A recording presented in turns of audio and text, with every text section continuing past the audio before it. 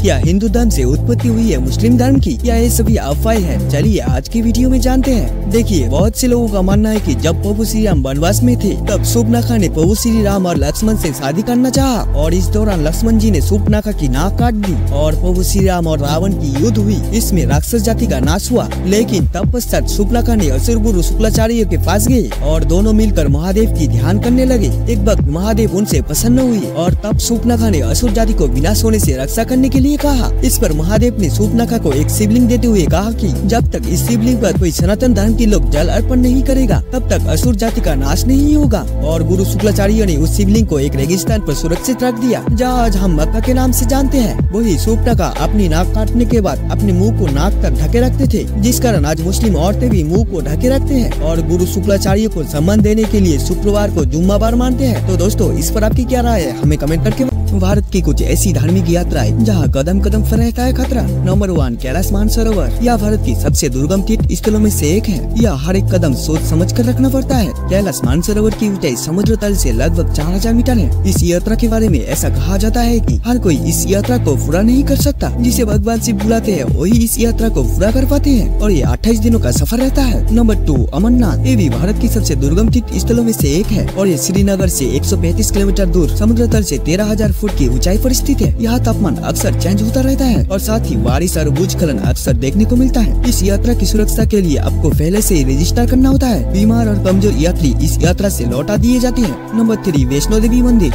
वैष्णो देवी जम्मू कश्मीर की कटक जिले में स्थित हिंदुओं की प्रमुख तीर्थ स्थल है। यह मंदिर समुद्र तल से 5000 मीटर की ऊंचाई पर स्थित है। भारत की सबसे खतरनाक धार्मिक यात्रा है पार्ट 2। नंबर 1, सीखन महादेव। हिमाचल प्रदेश में स्थित सीखन महादेव की यात्रा अमरनाथ यात्रा से भी ज्यादा कठिनाइयों का सामना करना पड़ता है। अमरनाथ यात्रा में जहां लोगों को 14,000 फीट की चढ़ाई करनी पड़ती है, वही सीखन महादेव यात्रा में 18,000 फीट की ऊंचाई पर चढ़ना पड़ता है और यह पहुंचने का रास्ता भी बहुत खतरनाक है, जिसमें बहुत सी लोगों की तो रूह कांप जाती है। इस यात्रा के दौरान यात्रियों को सांस लेने में भी कठिनाइयों का सामना करना पड़ता है। सीखन जाते समय करीब 1 दर्जन धार्मिक स्थल और देवशिलाएं देखने को मिलती है। नंबर 2, हेमकुंड साहिब। हेमकुंड साहिब सिखों का पावन धाम है। यहाँ तक पहुँचने की रास्ता भी बहुत दुर्गम है। ये करीब 19 किलोमीटर की यात्रा है जो आपको पहाड़ों पर चढ़कर पूरा करना पड़ता है, जिसमें थोड़ी सी लापरवाही के कारण आपकी जान तक जा सकती है। हेमकुंड साहिब उत्तराखंड के चमोली जिले में स्थित एक गुरुद्वारा है। हिमालय चोटियों से ढकी यह क्षेत्र लगभग 16,000 फीट की ऊंचाई पर स्थित है। कई तीर्थयात्री ग्लेशियर के माध्यम से अपना रास्ता बनाते हुए यहाँ तक पहुँचता है, लेकिन ऐसा करना काफी मुश्किल होता है।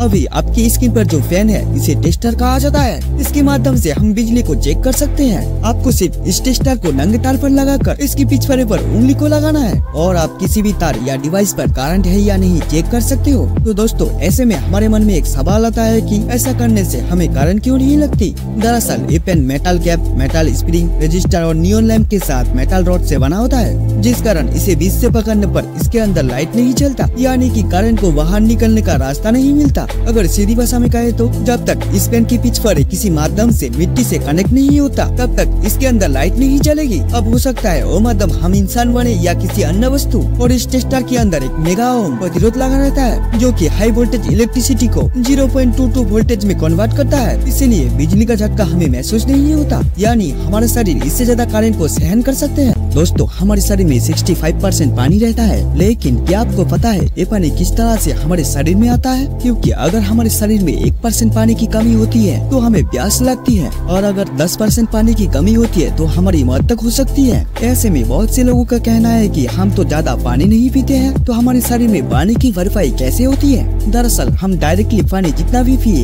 इनडायरेक्टली उससे कहीं गुना ज्यादा पानी पीते हैं। आप मानकर चलिए आप चावल खा रहे हो, तो क्या चावल बिना पानी के बनता है? अगर आप फल खा रहे हो तो उसमें भी 80% पानी भरा रहता है। जैसे आम, सेब, अंगूर, संतरा, लीची सब में पानी रहता है। एकमात्र ड्राई फ्रूट को छोड़कर सब में पानी रहता है। अगर आप सब्जी बनाते हो तो उसमें भी पानी मिलाते हो। तो इस तरह से हम डायरेक्टली 10% ही पानी पीते हैं, बाकी के 90% इनडायरेक्टली पीते हैं। हाँ, कुछ लोग हैं जो डायरेक्टली 5-6 लीटर पानी पी लेते हैं।